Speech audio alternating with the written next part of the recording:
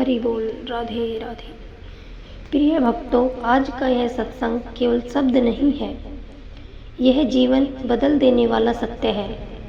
अगर आपके जीवन में कोई आपसे ईर्ष्या करता है, अगर लोग आपको बिना कारण दुख देते हैं, अगर मन बार बार टूट जाता है, अगर संसार के कामों में फंसकर भगवान का स्मरण छूट जाता है, तो आज की यह वाणी अंत तक अवश्य सुनिए, क्योंकि आज जो रहस्य खुलने वाला है वह आपके मन को शांति देगा और जीवन को भगवान की ओर मोड़ देगा।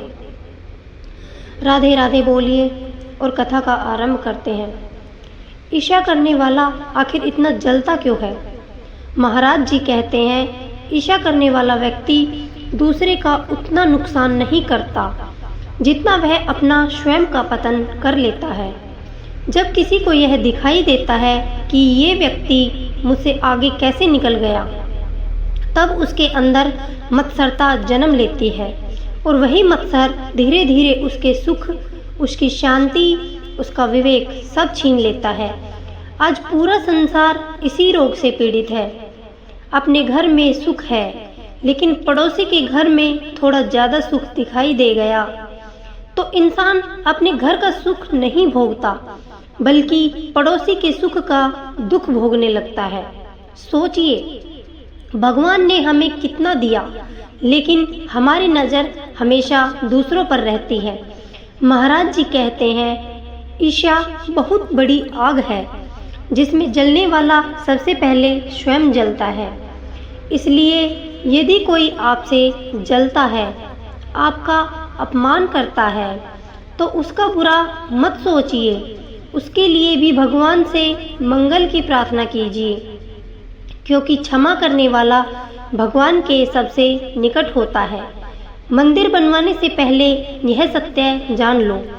आज बहुत लोग मंदिर बनवा रहे हैं, भव्य मंदिर, ऊंचे शिखर, सुंदर मूर्तियां, लेकिन महाराज जी कहते हैं, मंदिर बनवाना आसान है, मगर मंदिर की सेवा निरंतर चलती रहे यह कठिन है।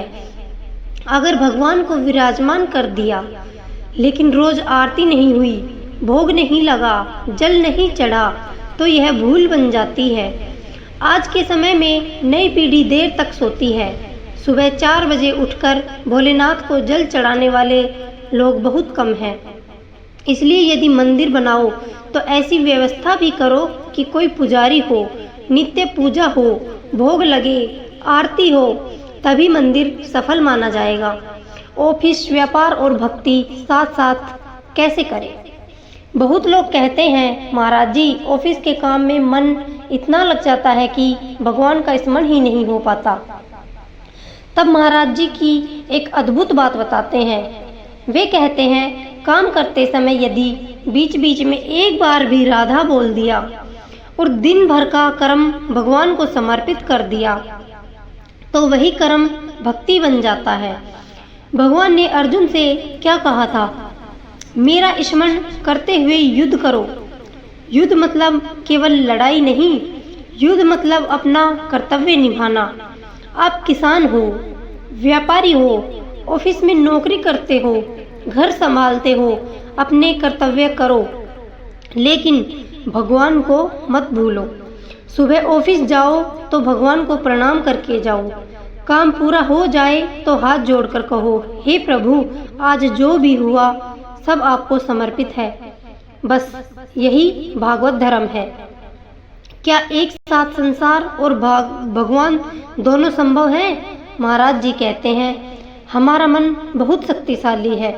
जैसे एक ड्राइवर गाड़ी भी चला रहा है, बात भी कर रहा है, हंस भी रहा है, लेकिन उसकी नज़र सड़क पर होती है, वैसे ही हमें संसार के काम करते हुए भी मन भगवान में लगाना है। रसखान जी ने कहा, जैसे ब्रज की गोपियाँ सिर पर मटकी रखकर हंसते बोलते चलती है, लेकिन उनकी पूरी एकाग्रता मटकी पर रहती है, वैसे ही संसार में रहो, लेकिन भीतर भगवान का स्मरण चलता रहे। सेवा से तन शुद्ध और सुमिरन से मन शुद्ध कैसे होता है? महाराज जी कहते हैं, जब शरीर पवित्र हो जाता है तो उससे पाप कर्म नहीं होते हैं। और जब मन पवित्र हो जाता है तो मन संसार में नहीं भटकता। फिर धीरे धीरे मन भगवान के चिंतन में आनंद होने लगता है।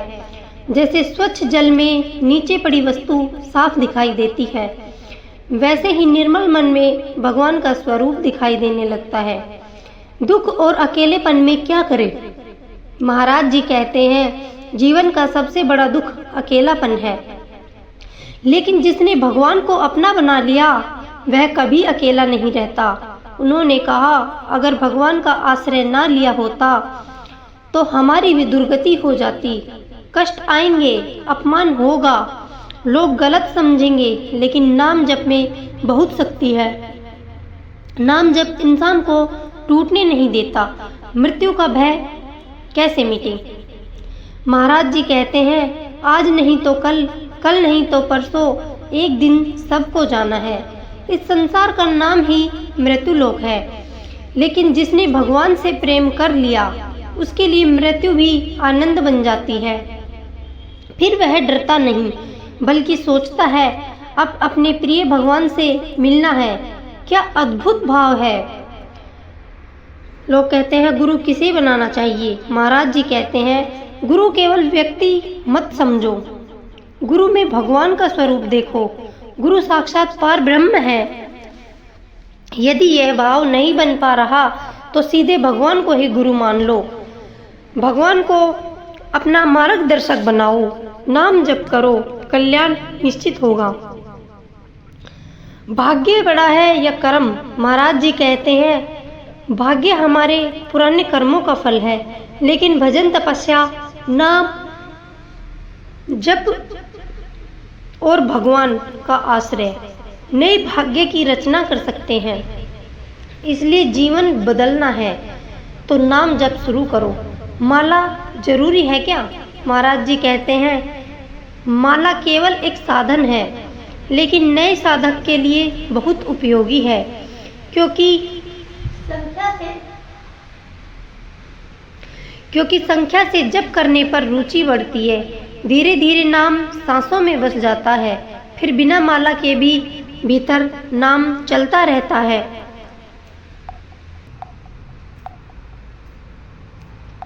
जब कोई हमें गाली दे तो क्या करें? महाराज जी कहते हैं, कोई बिना कारण हमें दुख नहीं देता। हमारे ही पुराने कर्म उसके माध्यम से फल देते हैं। अगर उस समय हम सहन कर लें, शांत रहें, तो कर्म कट जाते हैं। लेकिन यदि हम क्रोध कर दें तो नया कर्म बन जाता है। इसलिए सहनशीलता बहुत बड़ी साधना है। अंत में महाराज जी का सबसे बड़ा संदेश, नाम जप करो, भले संसार में रहो, काम करो, परिवार संभालो, लेकिन भगवान का नाम मत छोड़ो। नाम में इतनी शक्ति है कि अज्ञानी को ज्ञानी बना दे, टूटे हुए को संभाल दे और जीव को भगवान तक पहुंचा दे। इसलिए प्रिय भक्तों, आज से निश्चय कीजिए, दिन में जितनी बार याद आए, राधा, राम, कृष्ण, शिव नाम लेते रहेंगे, क्योंकि यही नाम एक दिन हमें संसार से पार लगाएगा। राधे राधे।